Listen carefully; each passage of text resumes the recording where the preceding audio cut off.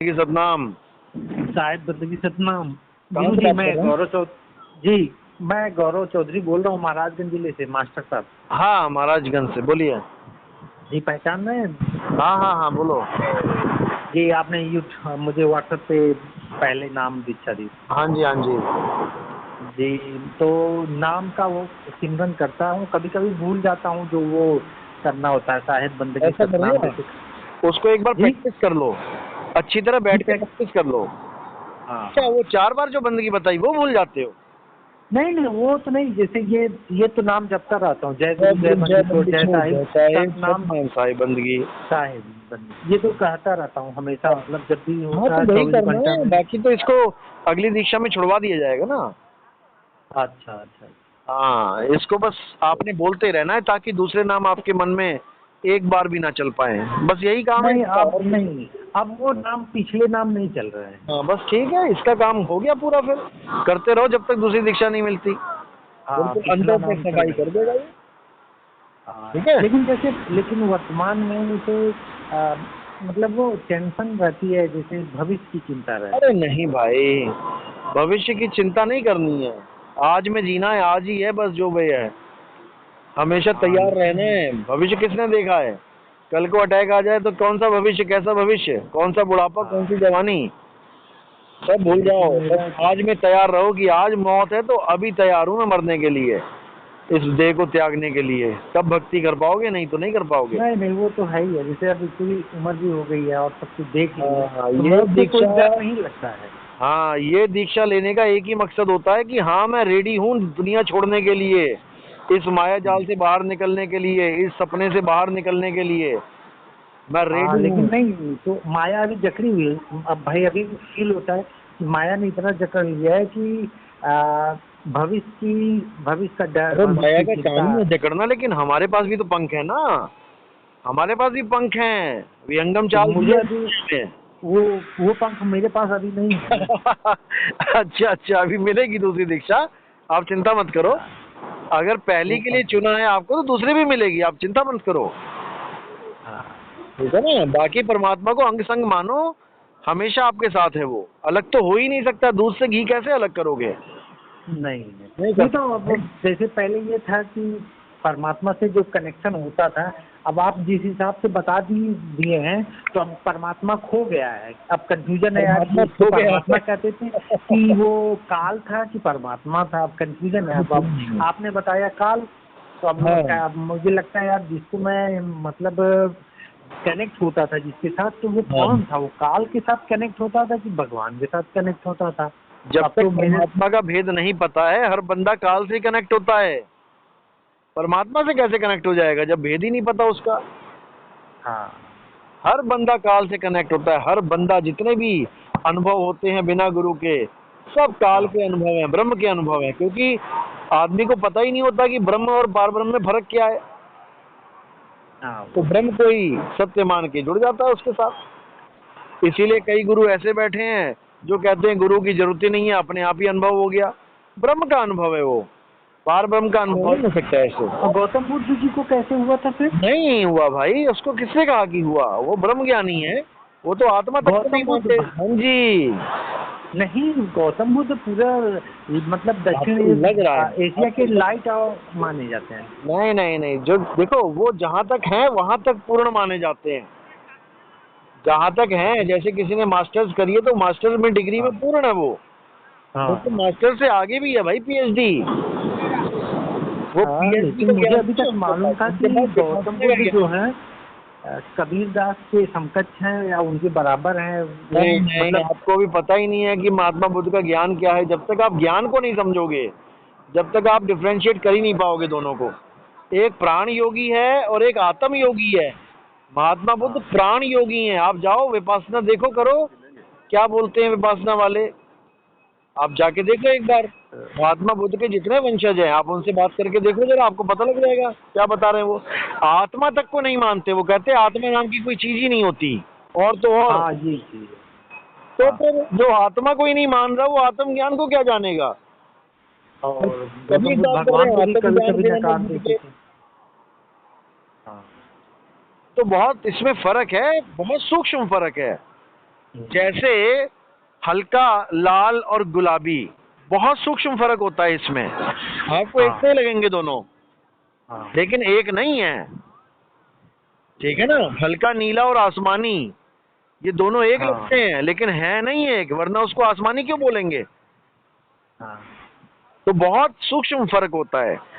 ये नई बात मुझे पता है, मैंने गौतम बुद्ध को दक्षिण Asia, Japan, Indonesia, Thailand, Bhutan, Nepal. बिल्कुल, ऐसे तो ईसा मसीह को देखो कहाँ कहाँ मान रहे हैं, मोहम्मद साहब को कहाँ कहाँ मान रहे हैं। बात वो नहीं है कि कितना फैलाव हो गया है, बात ये है कि मुद्दा क्या है, सिद्धांत क्या है उनका। महात्मा बुद्ध ने आती जाती श्वास को देखा है, उसकी अनुभूति करी है, आत्मा को तो माना ही नहीं, क्योंकि आत्मज्ञानी गुरु मिला नहीं उनको।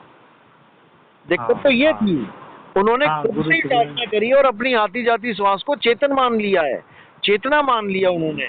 आप उनको पढ़ो अच्छी तरह, उनके शिष्यों से बात करो, फिर आपको समझ में आएगा कि आत्मा का खंडन और प्राण योगी का पूरा समर्थन करते हैं। वो विपासना करवाते हैं, प्राणों को देखते हैं आते जाते को, उसी को सत्य मान के बैठे हैं। वो तो प्राण है, वो तो प्राण है, नहीं प्राण में, नहीं पिंड में, ना ब्रह्मांड आकाश में, मोको कहाँ ढूंढे रे बंदे, मैं तो तेरे पास में। वो मेरे पास तक आता है गुरु के, वो पास है कहाँ। ठीक है, तो बहुत सूक्ष्म ज्ञान है, बहुत सूक्ष्म ज्ञान है, नहीं समझ में आता जल्दी। ये नहीं, वो तो सही बात है। हाँ। मतलब भगवान, एक तो और कंफ्यूजन रहता है कि गॉड है या नहीं है। अरे भाई है, तभी तो बोल रहे हो आप, बिना गॉड के कोई चल नहीं सकता, लेकिन गॉड को समझना पड़ेगा। आदि नाम हम भाग सुनाया, मूर्ख जीव समझ नहीं पाया। समझना पड़ेगा उसको, समझ गए तो सब कुछ खेल सुलझ जाएगा, नहीं समझे तो कोई भी उलझा देगा। समझे? अभी नहीं समझ पा रहा हूँ। अभी समझोगे, कोई बात नहीं, जब दूसरी दीक्षा मिलेगी उससे पहले पहले आपको समझा देंगे अच्छी तरह। आप सत्संग सुनना मत छोड़ना, बस सत्संग सुनते रहना।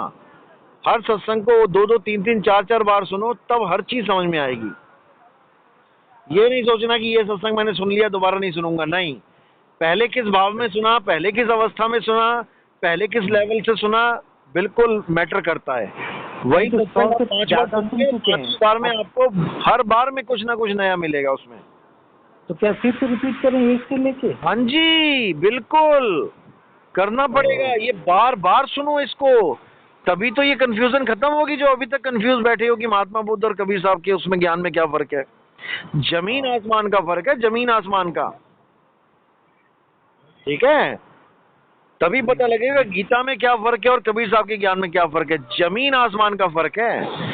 तो नहीं, आप तो गीता का उदाहरण देते हैं कि बिल्कुल देते हैं, लेकिन कभी गीता के अनुसार भक्ति करने को नहीं कहते, याद रखना।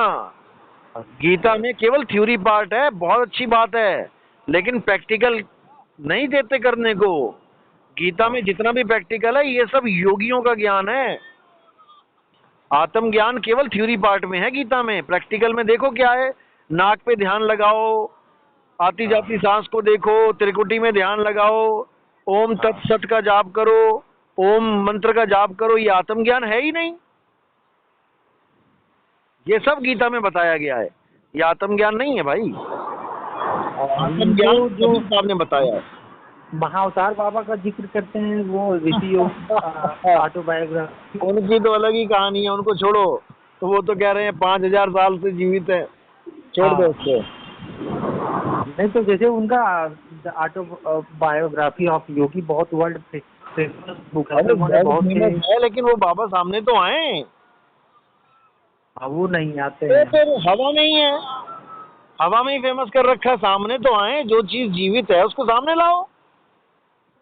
या किसी ने भगवानों की कल्पना कर ली, तुमने योगी बाबा की कल्पना कर ली, उसमें क्या फर्क रहा। किसी ने अल्लाह की कल्पना कर ली, किसी ने वाहिगुरु की कल्पना कर ली, तुमने योगियों की कर ली, तो क्या हुआ। प्रत्यक्ष प्रमाण दो। अगर 5000 से कोई जीवित है तो प्रत्यक्ष प्रमाण दो। हवाई भगवान का भी प्रमाण नहीं दे सकता ना कोई, हम भगवान प्रमाण नहीं दे सकते आपको प्रमाण कि आपका शरीर जीवित है, आत्मा में ही परमात्मा है, ये प्रमाण ही तो है प्रत्यक्ष। जब कोई मर जाता है तो उसकी आत्मा चेतना अलग हो जाती है, यही प्रमाण है कि क्या चीज थी जो जीवित कर रही थी उसको। पंखा चल रहा है तो प्रमाण है कि लाइट है, उसमें बिजली है, और पंखे की स्पीड खत्म हो जाती, रुक जाता है, ये प्रमाण है कि बिजली चली गई है, प्रत्यक्ष प्रमाण। आत्मा तो हमारा जीवित होना ही, हाँ जी, हमारा जीवित होना प्रमाण है। यही प्रमाण है, यही प्रमाण है कि वो है और हम में रमा हुआ है, उसी की वजह से शरीर चल रहा है। जैसे ही वो अलग होता है वैसे ही शरीर रुक जाता है। नहीं तो बताओ किस चीज की कमी होती है, वो पूरी कर देते हैं। चला के दिखाओ मुर्दे को। कोई कहता है सांसें खत्म हो जाती है, ठीक है, ऑक्सीजन सिलेंडर लगा देते हैं, चल के दिखाए। कोई कहता है दिल रुक जाता है, ठीक है, दूसरा हार्ट लगा देते हैं, चल के दिखाए। कोई कहता है किडनी की वजह से मरा, ठीक है, किडनी बदल देते हैं, चल के दिखाए। अरे भैया उसमें बैटरी नहीं है, कहां से चलेगा, बिजली नहीं है उसमें। तुम पार्ट भले बदलते रहो पंखे के, लेकिन जब करंट ही नहीं है तो कैसे चलाओगे? नहीं चलेगा। तो फिर ये प्रत्यक्ष प्रमाण है। आत्मा को कोई झूठा सिद्ध कर ही नहीं सकता, इसीलिए बोलते हैं सत्य को कोई झूठा सिद्ध कर ही नहीं सकता। आत्मा प्रमाण है भाई, हम शरीर है तो हम मर जाते हैं, तो फिर हम शरीर हैं, हम शरीर नहीं है हम आत्मा हैं, ठीक है। लेकिन अब मुझे अनुभव नहीं हुआ है ना। सुनते रहो लगातार, बार बार, तब हर चीज समझ में आएगी। जो मैंने बोला है ये सब मैं बोल चुका हूँ, लेकिन आप सीरियस वाइज नहीं सुनते हो, इसलिए आपको दिक्कत आती है, सवाल जवाब आते हैं।